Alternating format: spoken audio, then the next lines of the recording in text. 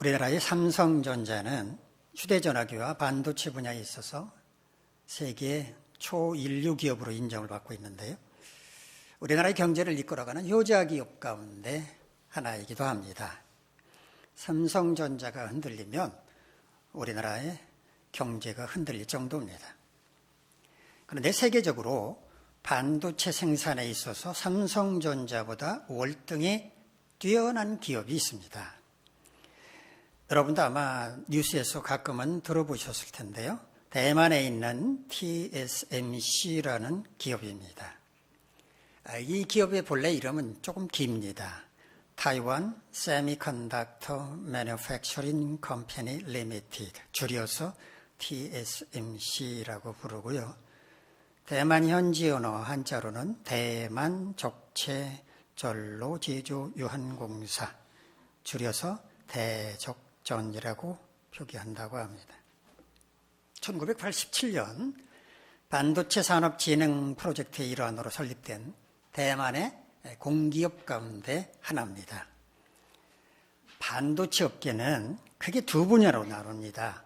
반도체 칩의 설계와 디자인만을 담당하는 기업, 그리고 그 설계도를 가지고 반도체 칩을 실제로 생산하는 기업으로 구분이 됩니다. 설계와 디자인을 담당하는 기업은 공장이 필요가 없지요. 자, 이런 기업을 가리켜서 Fabless라고 합니다. 대표적인 기업으로는 엔비디아, 퀄컴, 아마 이름을 들어보셨을 겁니다. 반대로 설계는 하지 않고 제조 공장만 갖추고서 반도체 설계 디자인을 전문으로 하는 기업으로부터 설계도를 넘겨받아서 반도체 칩을 위탁 생산하는 기업이 있는데, 이런 기업을 가리켜서 파운드리라고 합니다. 대표적인 파운드리 기업으로는 TSMC와 삼성전자가 있습니다. 자, 그러면 TSMC는 삼성전자와 경쟁 관계에 있을까요? 같은 파운드리 기업이기 때문에 경쟁 관계라고 볼 수도 있겠지만 TSMC가 월등히 앞서고 있기 때문에 그렇게 말하는 건 어울리지 않는다고 해야 할 것 같습니다. 현재 TSMC는 반도체 칩 분야의 시장 점유율이 65%에 이릅니다. 반면에 삼성전자는 9% 정도를 차지하고 있습니다. 얼마 전에 대만경제일보의 한 기자가 TSMC라고 하는 기업이 어떻게 세계 제1의 기업이 되었는지를 알려주는 책을 출판했다는 언론의 기사를 본 적이 있습니다. 이 책의 핵심 내용인즉 TSMC라는 기업의 경쟁력은 기술이 아니라는 겁니다. 고객에 대한 충성심에 있다고 말하고 있었습니다. 이 책을 쓴 기자는 자신의 경험담을 소개하면서 TSMC가 얼마나 고객을 중시하는지를 말해 주었습니다. 기자로서 그 기업에 취재를 갈 때마다 로비데스크에서 방문객 출입 관리 대장을 기록해 왔는데, 이때마다 이 기자는 습관적으로 앞에 누가 왔었나 하고 앞부분 기록을 이렇게 들춰보는 습관이 있었답니다. 이 기자가 이렇게 얘기한 건 혹시 경쟁 매체 기자가 다녀갔나 하기 위해서 이제 앞을 뒤적거리면서 이렇게 보는 그런 습관이 있었는데, 어느 날 방문을 해보니까 앞 기록을 볼 수 없도록 아주 커다란 집게로 꽉 묶여져 있더랍니다. 집게는 이 손으로 움직이지도 않는 그런 큰 집게였답니다.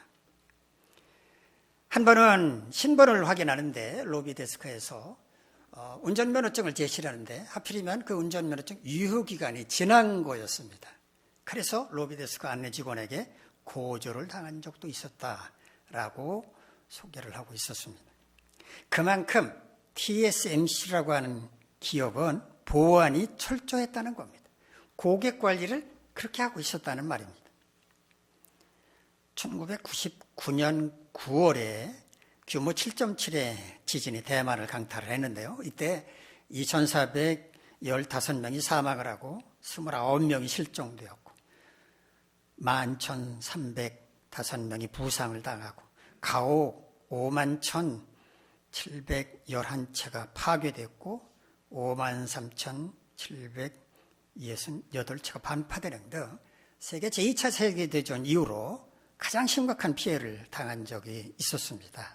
그런데 이때 지진이 대만을 강타했을 때 TSMC 직원들은 공장을 복구하기 위해서 몰려왔다고 합니다. 당시 전문가들은 공장을 복구하는데 한 달 이상 걸릴 것이다. 그리고 고객사들은 대부분 빠져나갈 것이다. 이렇게 전망을 했는데 TSMC 공장은 2주 만에 정상 가동할 수 있었다고 합니다. 지진이 나자마자 모든 임직원들이 공장으로 달려와서 복구하는 모습을 본 고객사들 하나도 TSMC를 떠나지 않았다고 합니다. 오늘은 2024년도 마지막 주일입니다. 올 한 해 여러분은 주님을 섬기는 일에 충성을 다하셨습니까? 우리는 충성이라고 하는 말을 쉽게 하지만 그 말은 그렇게 가볍게 할 수 있는 말이 아닙니다. 오늘은 충성에 관해서 함께 생각해보는 시간을 갖도록 하겠습니다. 오늘 우리가 함께 연구할 본문인 마태복음 24장은 예수님께서 이 땅에 다시 오실 그때, 즉 재림하실 때 어떤 일이 일어날 것인지를 말해주고 있습니다. 마태복음 24장 1절을 보면 예수님께서 제자들과 함께 예루살렘 성전으로부터 밖으로 나가고 계실 때 제자 가운데 하나가 성전을 가리키면서 주님, 이거 돌로 된 이 성전이 정말 대단하지 않습니까? 라고 말씀을 드렸습니다. 그때 예수님은 그래, 정말 성전이 훌륭하구나 이렇게 말씀을 하신 게 아니라 이 성전이 돌 하나도 돌 위에 남지 않고 다 무너뜨려질 것이다 라고 말씀을 하셨습니다. 46년 동안 정성을 기울여 건축한 예루살렘 성전이 웅장하고 아름답다는 것은 삼척동자도 다 알고 있는 사실이었습니다. 그런데 그 성이 무너질 거라고, 돌 하나도 돌 위에 남지 않고 철저하게 파괴될 것이라고 말씀을 하셨으니 성전이 대단하다고 말한 그 제자는 뭐가 되었겠습니까? 아마 예수님의 말씀을 들은 제자들은 큰 충격을 받게 되었을 것입니다.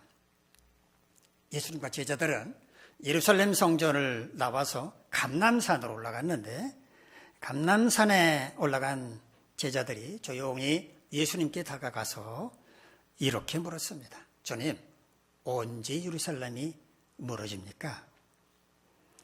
그때 주님은 주님이 재림하실 그때에 관해서 말씀을 해주셨는데 그 내용이 마태복음 24장부터 25장에 걸쳐서 나옵니다.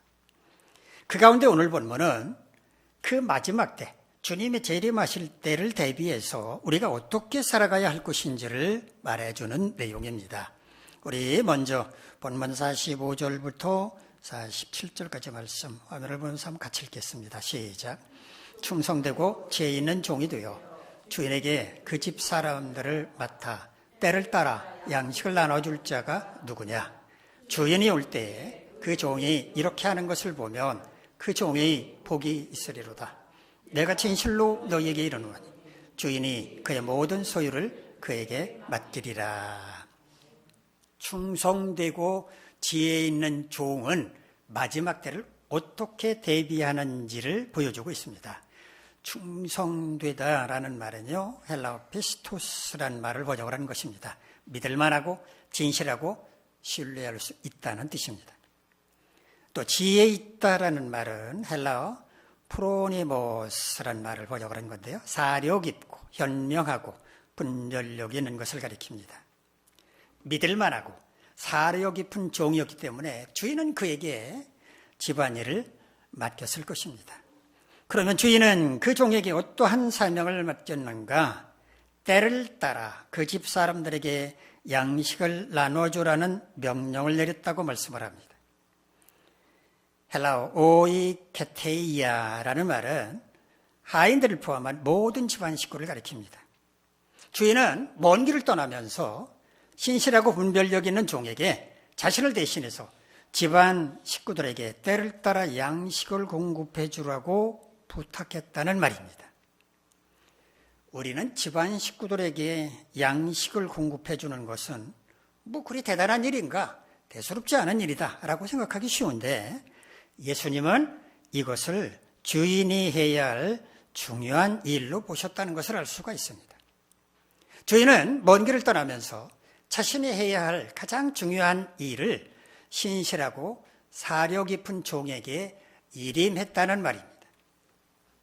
만약 주인이 일을 마치고 다시 집으로 돌아올 때 종이 그 맡은 사명에 충실한 모습을 본다면 그 종이 복이 있을 것이라고 말합니다.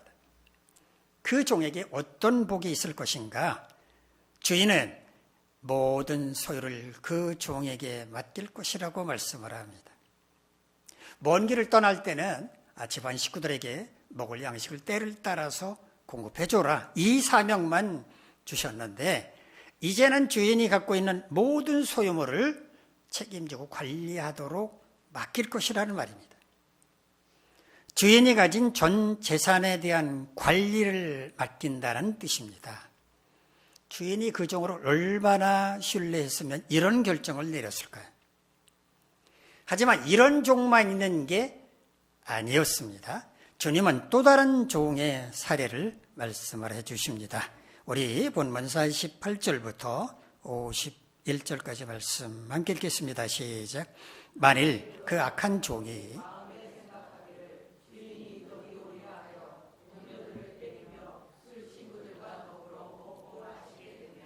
생각하지 않은 알지 못하는 시각에 그 종의 주인이 이르러 엄히 때리고 의식하는 자가 받는 벌에 처하리니 거기서 슬피 울며 이를 갈리라. 악하다라고 번역한 헬라어는요, 카코스라고 하는 말인데요, 사악하고 부패하고 해롭고 위험하다라는 뜻을 가진 말입니다. 주인에게 아무런 도움이 되지 않는 종이란 말입니다. 이 악한 종은 주인이 더디에 올 것으로 생각했다고 말합니다. 주인은 먼 길을 떠나면서 내가 언제 올 것이다, 이렇게 올 때를 말해주지 않았다는 것을 알 수가 있습니다. 제자들이 주님에게 주님이 재림하실 때가 언제입니까? 라고 물어보면 주님은 이렇게 말씀하셨죠. 때는 모른다. 나도 모른다. 아버지 하나님만 알고 계신다라고 말씀을 하셨습니다. 자, 아무튼 악한 종은 주인이 더디 온다고 판단을 했습니다. 헬라어 크로니조라고 하는 말은 지체하다, 꾸물거리다, 오래 걸린다는 뜻입니다. 그러면 종은 무슨 근거로 주인이 늦게 올 거라 이렇게 생각을 했을까요? 근거는 무슨 근거입니까? 오로지 자기 혼자 생각일 뿐이죠. 주인이 늦게 온다고 생각한 종은 어떤 짓을 벌였습니까? 동료들을 때렸다고 말합니다. 종의 동료니까 같은 종들입니다.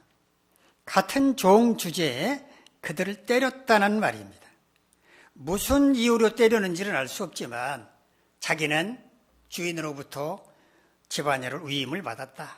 그러니까 내가 주인이나 마찬가지다. 거들먹거리면서 주인 행세를 했을 게 뻔합니다. 그것으로 끝난 게 아니었습니다. 자기 술 친구들까지 불러들여서 함께 먹고 마셨다고 말합니다. 술 친구라고 번역한 헬라어는요, 메디오란 말인데 술에 취하다, 취했다라는 그런 뜻입니다. 그러니까 취한 사람들과 먹고 마셨다는 의미입니다. 맨정신으로 취한 사람들하고 어울려 먹고 마셨겠습니까? 자기도 취했으니까 취한 사람들과 어울린 겁니다. 주인으로부터 집안 일을 위임받은 종이 이래서는 안 되지 않습니까?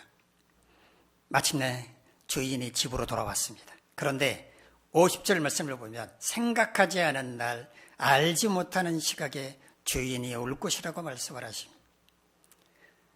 주님이 이 땅에 오시는 때도 아무도 모른다고 강조를 하셨지 않습니까?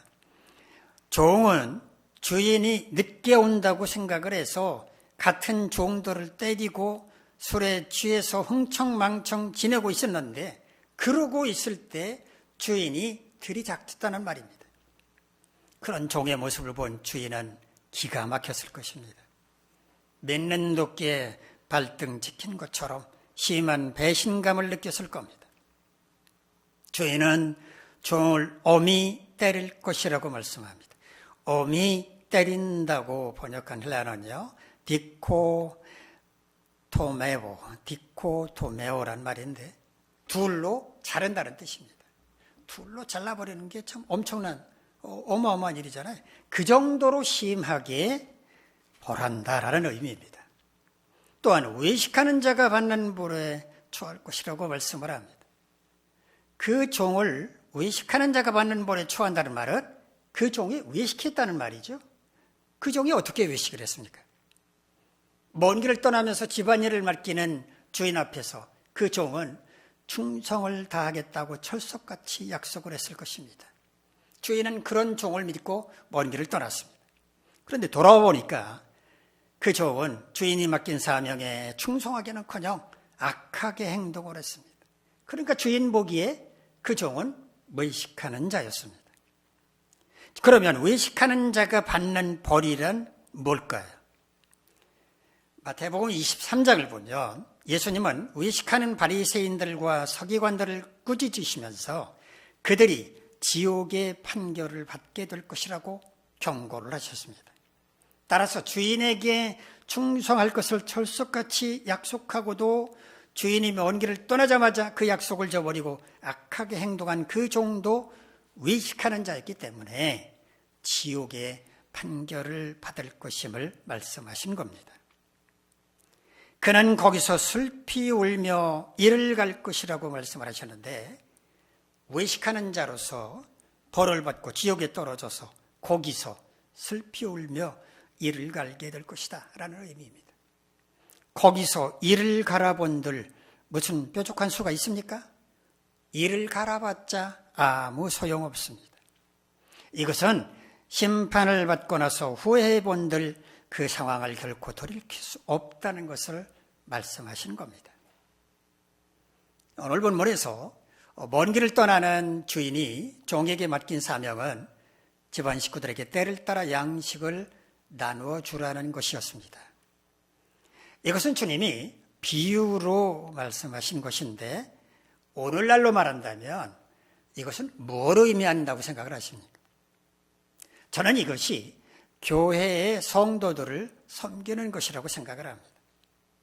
또한 주인이 다시 돌아와서 종이 어떻게 사명을 감당하는지를 보고 평가를 한다라고 하는 것은 궁극적으로는 주님이 재림하실 때 있게 될 심판을 의미하지만 가깝게는 매년 마지막에 자신의 섬김에 대해서 주님 앞에서 스스로 평가하는 것을 의미한다고 생각합니다.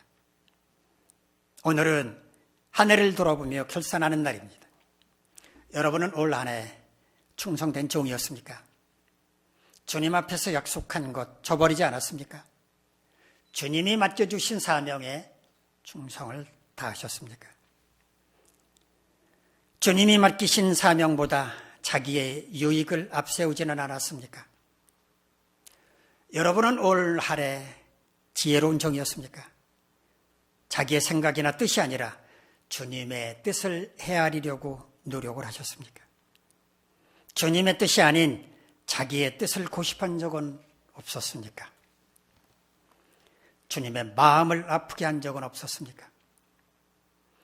결산은 과거를 정리하며 반성하는 때이기도 하지만 앞으로 어떻게 할 것인지 다짐하는 때이기도 합니다. 비록 2024년 한 해 동안 주님이 기뻐하실 만큼 충성되고 지혜로운 종이 되지 못했다고 하더라도 새해에는 그렇게 살겠다고 다짐하면 되는 것입니다. 이 시간에는 우리가 충성되고 지혜로운 종이 되려면 어떻게 해야 할 것인지 생각해 보도록 하겠습니다. 첫 번째는 주님의 뜻을 분별할 지혜가 있어야 합니다. 오늘 본문에 등장하는 충성되고 지혜로운 종은 주인이 집안 식구들에게 때를 따라 양식을 나눠주라는 사명을 맡기고 집을 떠날 때 주인이 곧 돌아온다라고 하는 것을 믿고 알았습니다. 그래서 최선을 다해서 주인이 맡긴 사명에 충성을 다한 것입니다. 그런데 악한 종은 어떻게 생각을 했습니까? 주인이 더디 올 것이라고 생각을 했습니다. 그래서 같은 동료들을 때리는 등 갑질도 저지르고 술 친구들을 불러서 먹고 마시기까지 했습니다. 이처럼 주님의 뜻을 모르면 엉뚱한 짓을 벌이게 됩니다. 요한복음 3장을 보면 세례 요한과 예수님께서 멀리 떨어지지 않은 곳에서 각각 세례를 베푸는 이야기를 소개를 하면서 한 유대인이 세례 요한의 제자와 이 문제에 대해서 논쟁을 벌이다가 결국은 해법을 찾지 못하고 세례 요한을 찾아온다는 이야기가 나옵니다. 이들이 왜 세례 요한을 찾아왔겠습니까? 세례를 먼저 베풀기 시작한 것은 세례 요한 당신이 아닙니까? 지금 예수란 사람이 뒤늦게 나타나서 세례를 베풀자 지금 사람들이 전부 그에게로 몰려가고 있습니다. 예수란 사람을 찾아가서 도의적으로 이러면 안 되는 거지 않습니까? 우리에게서 멀리 떨어진 곳으로 가서 세례를 베풀거나 아니면 세례를 베푼 일을 중단하십시오. 이렇게 따끔하게 말해줘야 되는 거 아닙니까? 이 말을 하려고 요한을 찾아온 것이었습니다. 하지만 세례 요한은 두 사람에게 이렇게 말했습니다. 그분이 세례를 베푸는 것은 하나님께서 부어주신 권세다. 내가 이미 말했듯이 나는 그리스도가 아니다. 다만 그분을 사람들에게 소개할 뿐이다. 신부를 맞이할 사람은 신랑이 아니냐. 나는 신랑 곁에 있는 것만으로도 기쁘다. 그분은 흥하여야 하고, 즉 더욱 커지셔야만 하고, 나는 쇠하여야 한다. 즉 작아져야만 한다. 자신은 이제 사람들의 관심을 받는 자리에서 물러나야 하고, 그분은 예수 그리스도는 사람들 앞에 나서야 한다라고 말하는 것입니다. 세례 요한은 참 멋진 사람 아닙니까? 많은 사람이 구름처럼 몰려와서 자신이 외치는 말에 귀를 기울이고 감동하고 회개하면서 세례까지 받는 걸 보며 야, 내 인기 대단하구나. 이렇게 그 인기에 취해서 교만할 만도 한데 어떻게 세례 요한은 이렇게 겸손할 수 있었을까요? 어떻게 자신이 물러서야 할 때를 알았을까요? 성령 충만함으로 주님의 뜻을 깨달았기 때문입니다. 내 역할은 거기까지니까 이제 무대에서 내려가도 좋다라고 하는 주님의 음성을 들었기 때문일 것입니다. 주님의 제자답게 살려면 주님의 뜻을 분별하는 게 필수인데 어떻게 주님의 뜻을 분별할 수 있는가? 늘 성령 충만하면 됩니다. 그럴 때 성령께서 주님의 뜻을 분별할 수 있는 지혜를 부어주십니다. 두 번째, 충성되고 지혜로운 종이 되려면 주님의 마음을 품고 사명에 충실해야 합니다. 누구나 사명에 충실하기 위해 노력할 수는 있습니다. 그러나 어떤 마음을 품고 그러느냐가 중요한 겁니다. 어떤 사람은 자기의 이름을 널리 드러내려는 마음, 즉 공명심으로 충실할 수 있습니다.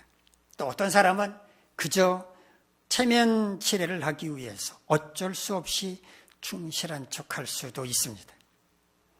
충성되고 지혜로운 종은 주님의 마음을 품어야 합니다. 주님이 나에게 사명을 맡기실 때 어떤 마음을 품으셨는지 그 마음을 헤아려 보고 사명에 충실하도록 노력해야 한다는 말입니다.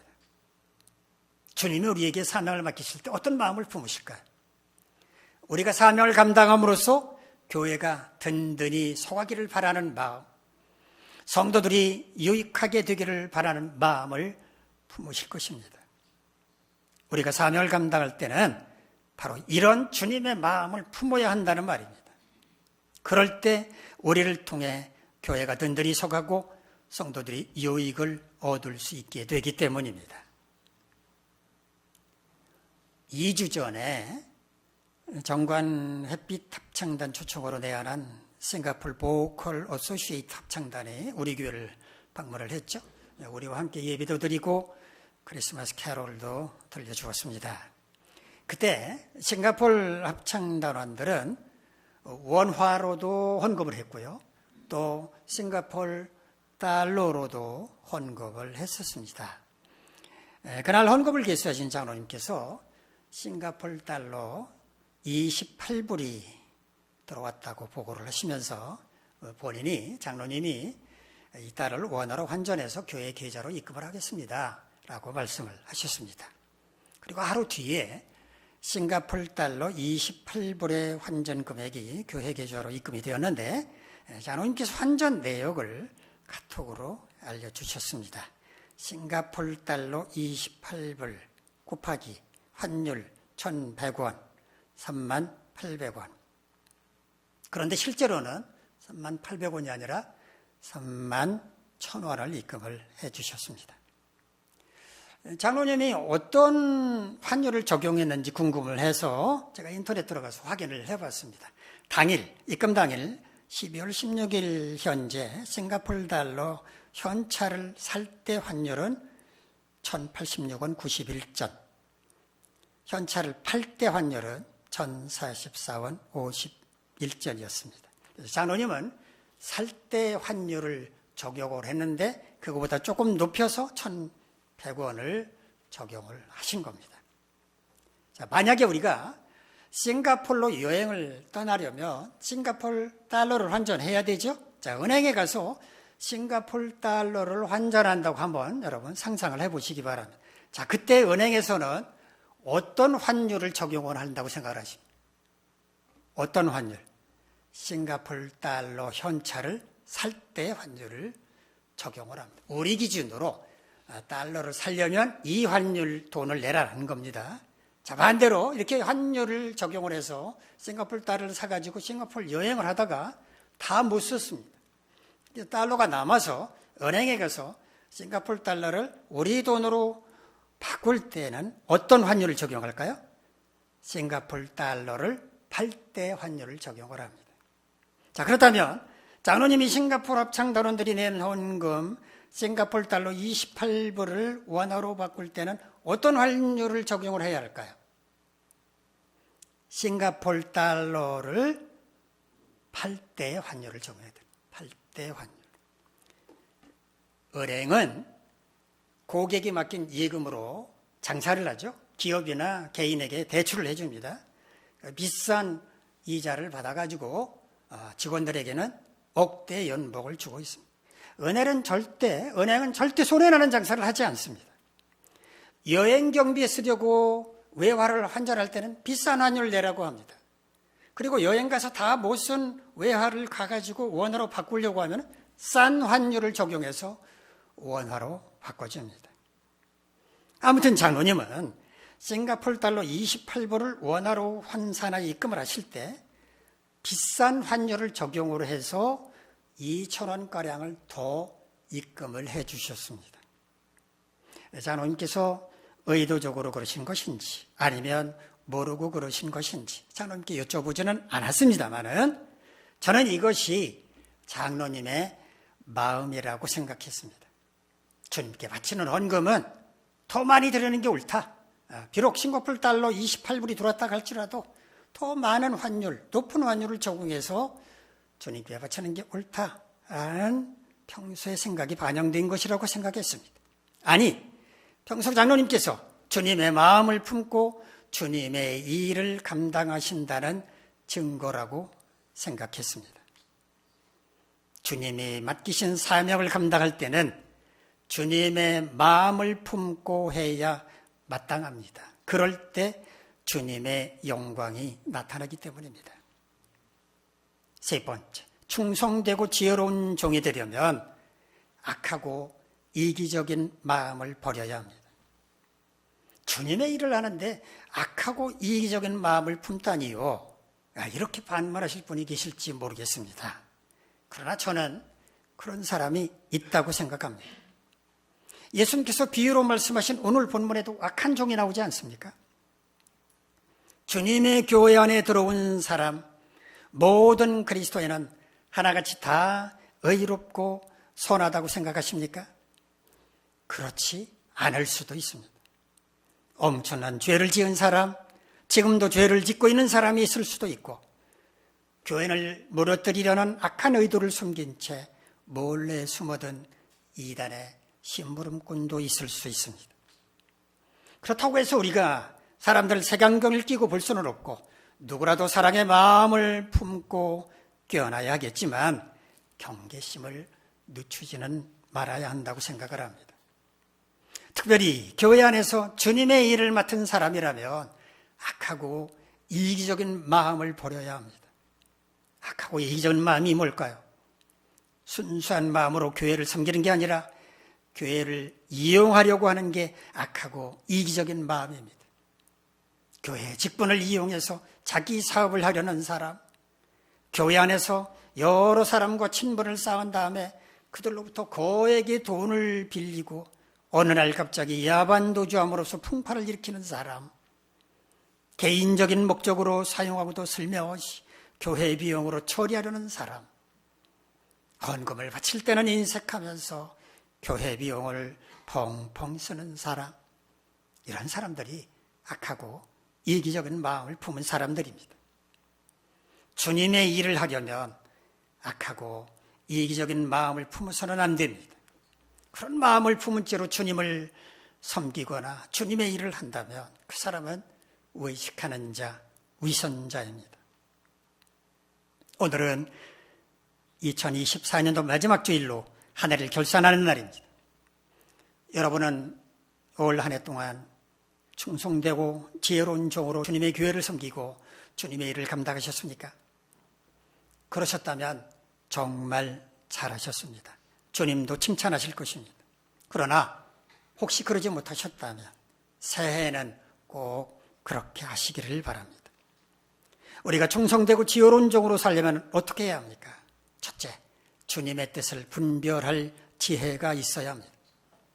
사실 우리가 주님의 제자답게 살고자 할 때 가장 중요한 것이 주님의 뜻을 분별하는 것인데, 언제나 주님의 뜻을 분별할 수 있는 비결은 성령 충만함으로 성령의 인도하심을 따라 사는 것입니다. 그럴 때 주님의 뜻을 분별할 수 있습니다. 두 번째, 주님의 마음을 품고 사명에 충실해야 합니다. 솔로몬은 잠언 4장 23절에서 지킬 만한 것 가운데 마음을 지키라고 권면했는데, 마음이 모든 일에 성패를 좌우합니다. 주님이 맡겨주신 일을 성공적으로 수행하고 주님께 영광을 올려드릴 수 있는 비결도 바로 주님의 마음을 품고 사명에 충실하는 것입니다. 셋째, 악하고 이기적인 마음을 버려야 합니다. 악하고 이기적인 마음은 사탄이 심어주는 것입니다. 이런 마음으로 주의 일을 하면 분쟁이 생길 뿐만 아니라 교회와 성도에게 유익이 아니라 해악만 끼치게 됩니다. 만약 우리가 이와 같이 주님 앞에서 충성되고 지혜로운 종으로 살아간다면 주님은 우리에게 복과 은혜를 주실 것입니다. 어떤 복과 은혜일까요? 이 땅에서 주님의 인도하심과 보호하심을 받으며 주님의 제자답게 살다가 저 천국에 들어가서 주님과 더불어 영생복락을 누리게 하시는 것입니다. 여러분 모두 2024년 한 해를 잘 마무리하시고 2025년 새해에는 충성되고 지혜로운 종으로서 주님의 교회와 성도들을 잘 섬기실 수 있기를 간절히 바랍니다. 기도하겠습니다. 자비로우신 하나님, 우리 모두 주님으로부터 맡은 사명을 감당할 때 충성되고 지혜 있는 종이 되어서 그 사명에 충실할 수 있도록 은혜를 베풀어 주시옵소서. 예수님의 이름으로 기도하옵나이다. 아멘. 자리에서 일어나서